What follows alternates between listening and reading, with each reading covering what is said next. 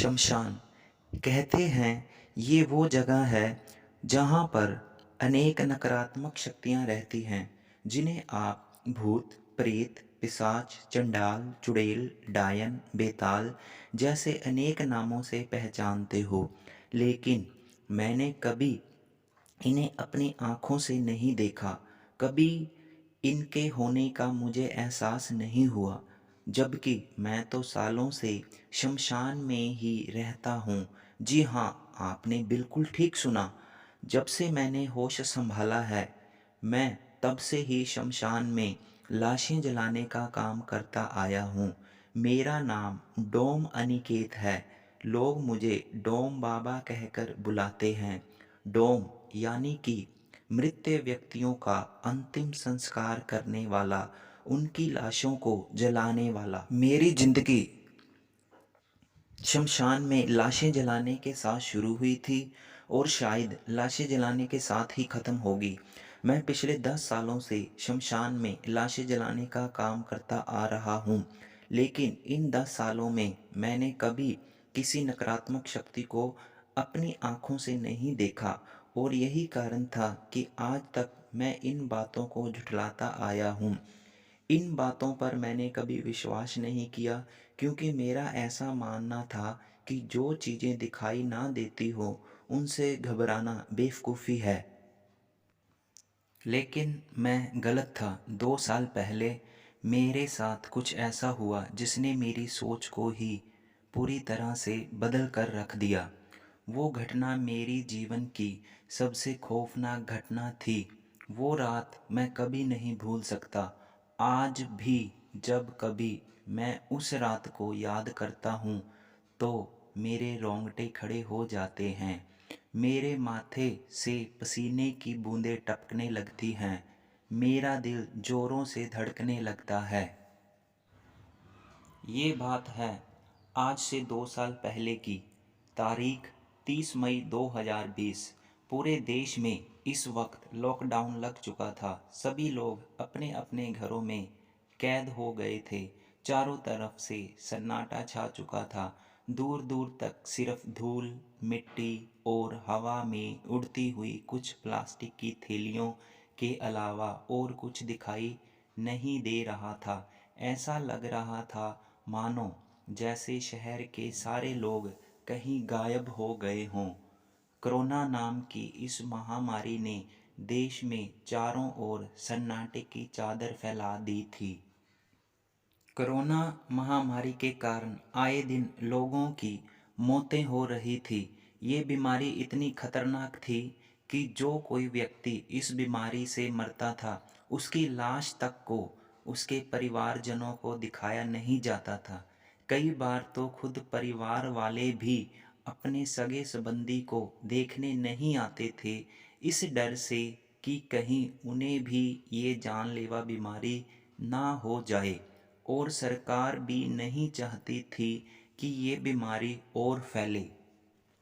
इसलिए मृतकों के शवों को एम्बुलेंस में डालकर सीधा शमशान लाया जाता था ताकि कोई और उसके संपर्क में ना आए।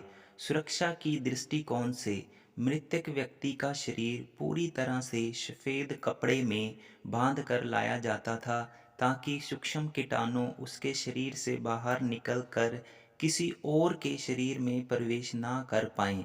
मैं भी सुरक्षा की दृष्टिकोण से अपने चेहरे पर हमेशा रुमाल बांध कर रखता था। आए दिन लोगों की मरने की संख्या बढ़ने लगी, जिस वजह से अब देर रात तक मुझे शमशान में रुकना पड़ रहा था। ऐसे ही एक रात को 1 बजे एक एम्बुलेंस शमशान आई। उस एम्बुलेंस में 3 लाशें थी। वो तीनों लाशें सर से लेकर पांव तक सफ़ेद कपड़ों में लपटी हुई थी। ड्राइवर और बार बॉय ने मिलकर उन तीनों लाशों को एम्बुलेंस से नीचे उतारा और फिर हम तीनों ने मिलकर उन लाशों को एक एक कर चिता की लकड़ियों पर रख दिया।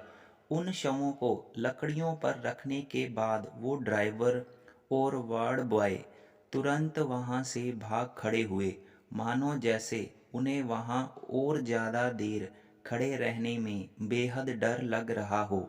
मुझे एक पल के लिए उन दोनों का बर्ताव बड़ा अजीब लगा, लेकिन फिर मैंने सोचा, अब आधी रात को अगर कोई शमशान में लाशें लेकर आएगा तो उनका तो डरना लाजमी है। इसलिए मैंने भी इस बात को यहीं छोड़ दिया और फिर अंतिम संस्कार की तैयारियों में जुट गया। वैसे तो मेरा काम सिर्फ अंतिम संस्कार की क्रियाकर्मों को पूरा कर चिता जलाने के लिए उसके संतान के हाथ में जलती लकड़ी को देना है, लेकिन कई बार शमशान में ऐसी लाशें भी आती थी जिनका इस दुनिया में कोई नहीं होता था। वो लवारिस होती थी।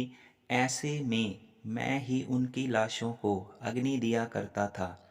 ये तीन लाशें भी लवारिस थी, इसलिए मैंने किसी का इंतज़ार नहीं किया। मैं नीचे बैठ गया और फिर फटाफट अंतिम संस्कार की तैयारियां करने लगा। सभी विधियों को पूरा करते करते मुझे रात के 3 बज गए। ये पहली बार था जब मैं किसी चिता को रात के 3 बजे अग्नि देने जा रहा था। शमशान में मेरे अलावा और कोई नहीं था। सन्नाटा सारी तरफ छाया हुआ था। सन्नाटे से भरे शमशान के वातावरण को देखकर आज मुझे अंदर ही अंदर थोड़ा डर लग रहा था। पूरे शमशान में सिर्फ एक स्पॉटलाइट थी, जिसकी पीली रोशनी अपने सीमित दायरे तक ही फैल रही थी, जिस कारण शमशान के कुछ कोनों में गुप्त अंधेरा छाया हुआ था और मुझे रह रह कर ये एहसास हो रहा था कि मानो जैसे उन अंधेरे कोनों से मुझे कोई देख रहा है। लेकिन जैसे ही मैं उस दिशा में मुड़ता तो वहाँ अंधेरे के सिवाय मुझे और कुछ दिखाई नहीं देता। साथ ही दूर से कई कुत्तों की जोर जोर से रोने की आवाज़ें भी आ रही थी। वो आवाज़ें मेरे अंदर के डर को और बढ़ा रही थी। मैंने एक घूंट गले से नीचे उतारा और फिर अगले ही पल खुद के शरीर को झिझोड़ते हुए किसी तरह अपने डर को कम करने की कोशिश की। डर को भगाने के लिए मैंने पास रखी पानी की बोतल उठाई और गटागट करके एक ही झटके में उसे अपने गले में उतार दी। पानी पीने के बाद मेरा डर थोड़ा कम हुआ। मैंने एक लंबी सांस ली और उसके बाद फिर जलती हुई मशाल को अपने हाथों में थाम कर अपनी जगह से उठ खड़ा हुआ। मेरे सामने इस वक्त 3 चिताएं थीं, जिन्हें मुझे एक एक करके अग्नि देनी थी। सबसे पहले मैं अपनी दाईं ओर मुड़ा और पहली चिता की ओर आगे बढ़ गया। चिता के पास आकर मैंने अपने हाथ में पकड़ी जलती हुई मशाल को चिता की ओर बढ़ा दिया। उस चिता में अभी आग लगने ही वाली की तभी अचानक हवा तेज बहनी शुरू हो गई। तेज हवा के कारण मेरी आंखों में धूल उड़ने लगी। अचानक उड़ती धूल के कारण मैं कुछ भी देख नहीं पा रहा था। मैंने किसी तरह उस धूल को अपनी आंखों के सामने से हटाने की कोशिश की। मैं अभी धूल हटा ही रहा था कि तभी मेरी नज़र मशाल पर पड़ी, जिसकी लो तेज हवा के कारण तेजी से फड़फड़ा रही थी। ऐसा लग रहा था मानो जैसे वो कभी भी बुझ सकती है, लेकिन इससे पहले कि वो लो बुझ पाती मैंने तुरंत उसे पहली चिता से भिड़ा दिया। मेरे ऐसे करते ही अगले ही पल चिता की लकड़ियाँ जल उठी। चिता के जलते ही अचानक बहती तेज हवाएं रुक गई। जो अब तक धूल मिट्टी हवा में चारों तरफ उड़ रही थी, वो भी अब धरती में समा चुकी थी। मुझे कुछ समझ नहीं आ रहा था कि आज शमशान में क्या हो रहा है। मैंने अपने चारों ओर देखकर समझने की कोशिश की, लेकिन मुझे कुछ समझ नहीं आया। रोज की तुलना आज शमशान में मेरे साथ बड़ी अजीब सी घटनाएं घट रही थी। आज पहली बार मुझे घर जल्दी जाने की इच्छा हो रही थी। मेरे मन में ये विचार आते ही मैं तुरंत दूसरी चिता की ओर बढ़ा और उसमें भी आग लगा दी। दूसरी चिता भी जल उठी। उसके बाद मैं तीसरी चिता की ओर बढ़ा और उसमें भी आग लगा दी। लेकिन जैसे ही मैंने तीसरी चिता को अग्नि दी, उस चिता की लकड़ियां फट से जल उठी, मानो जैसे वो लकड़ी ना होकर पेट्रोल हो। चिता की आग काफ़ी तेज़ी से जलने लगी। कुछ ही सेकंड में वो आग इतनी बढ़ गई कि उसकी बड़ी बड़ी लपटें ऊपर पत्ते तक को छूने लगी। आज से पहले मैंने आग की इतनी बड़ी लपटें कभी नहीं देखी थी। मेरी आंखें हैरानी से फटी की फटी रह गई। मुझे अपनी आंखों पर भरोसा नहीं हो रहा था।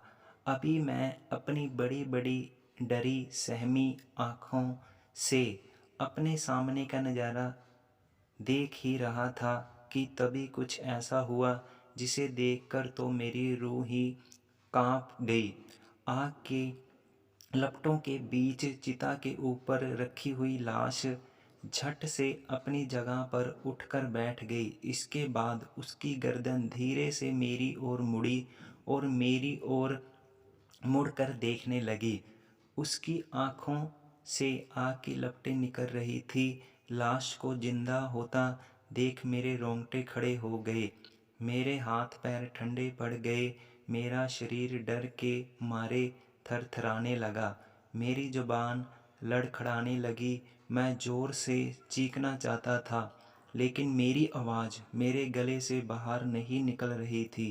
मेरी जान मेरे गले तक आ चुकी थी और अगले ही पल लड़खड़ाते कदमों से मैं वहीं बेहोश होकर गिर गया। और जब मुझे होश आया तब तक सुबह के 6 बज चुके थे। होश में आते ही सबसे पहले मैंने उस चिता की ओर देखा जिस चिता की लाश जिंदा हो गई थी।